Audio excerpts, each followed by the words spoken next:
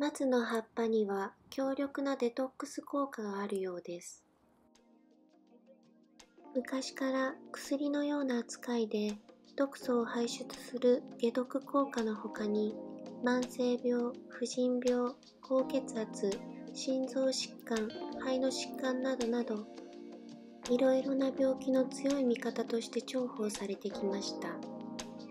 今回は家にあったモンタナ松の葉を使った松葉酒を作りました。赤松など他の松でも作ることができます。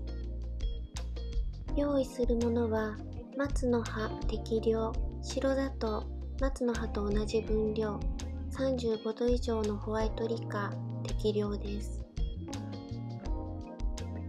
松の葉を洗い乾かします。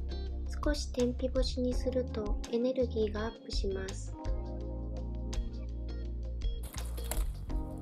煮沸消毒した保存容器に松の葉を入れます。松の葉と同じ分量の砂糖を入れます。35度以上のホワイトリカーを用意します。アルコール度数が強いウォッカなどのお酒でも作ることができます。ひたひたになるまでホワイトリカーを入れます。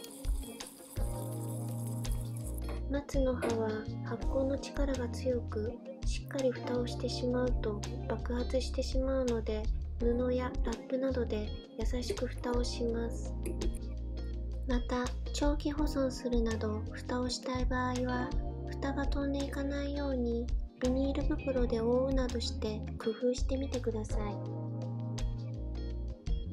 2週間くらい経つと飲むことができます。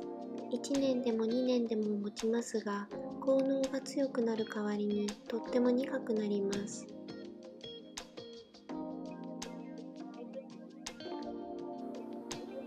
2週間が経ちました。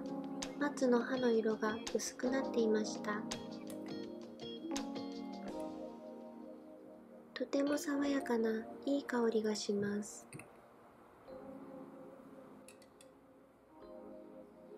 私は水割りにして飲んでみました。